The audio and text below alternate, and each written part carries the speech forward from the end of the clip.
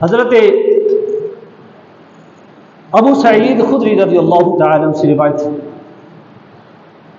نبی کریم رؤوف الرحیم صلی اللہ تعالی وسلم نے ارشاد فرمایا کہ جس مجلس میں لوگ جمع ہوں اور جناب رسالت مآب صلی اللہ تعالی علیہ وسلم پر درود پاک نہ پڑھیں تو اس مجلس پر قیامت تک یہ حسرت برستی رہتی ہے کہ اگر وہ اہل مجلس کسی دوسری نیکی کی وجہ سے بہشت میں داخل ہو جائیں تو ان کے درجات اور ثواب، ان درجات اور ثواب سے محروم رہیں گے جو درود پاک پڑھنے والے کو حاصل ہوں گے۔ تو اس حدیث مبارکہ میں میرے آقا فرما رہی ہیں کہ جو ایک ایسی مجلس جہاں لوگ اکٹھے ہوں، اس مجلس میں، اس محفل میں نبی پاک صلی اللہ علیہ وسلم کی ذات پر درود پاک نہ پڑھا جائے،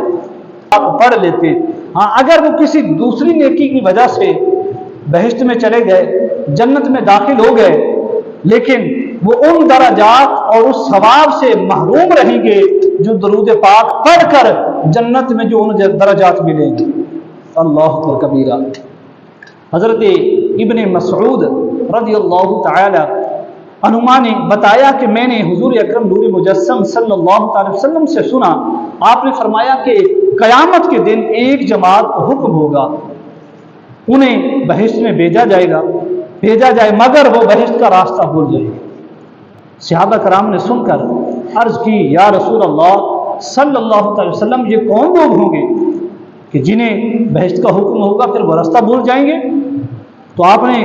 جب یہ سنا تو اس سوال کے جواب میں میرے آقا فرماتے ہیں یہ وہ لوگ ہوں گے کہ جن کے سامنے میرا نامی اس میں گرامی لیا گیا اور انہوں نے مجھ پر درود پاک نہ پڑھا،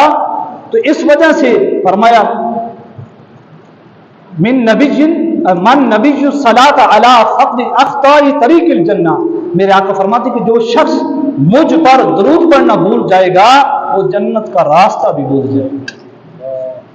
یہ درود پاک کی ایسی برکت ہے، درود پاک کے ایسے فضائل ہیں کہ جو درود پاک پڑھنا بھول گئے، میرے آقا فرماتے ہیں کہ قیامت والے دن وہ جنت کا راستہ بھی بھول گئے۔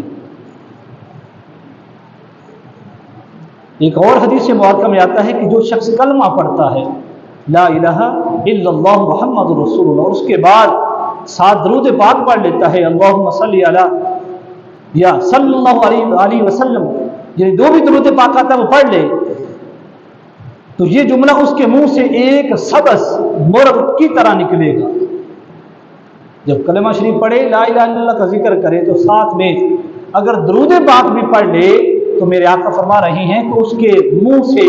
ایک سبز رنگ کا مرغ نکلے گا، اس کے دو پر ہوں گے اتنے بڑے بڑے کہ اگر انہیں پھیلا دیا جائے تو ایک مشرق تک پہنچ جائے گا اور ایک مغرب تک پھیل جائے گا، اتنے اس مرغ کے پر ہوں گے۔ پھر اس پرندے کی آواز بادل کے گرجنے کی طرح سنائی دے گی اور اس کی پرواز عرش معلیٰ تک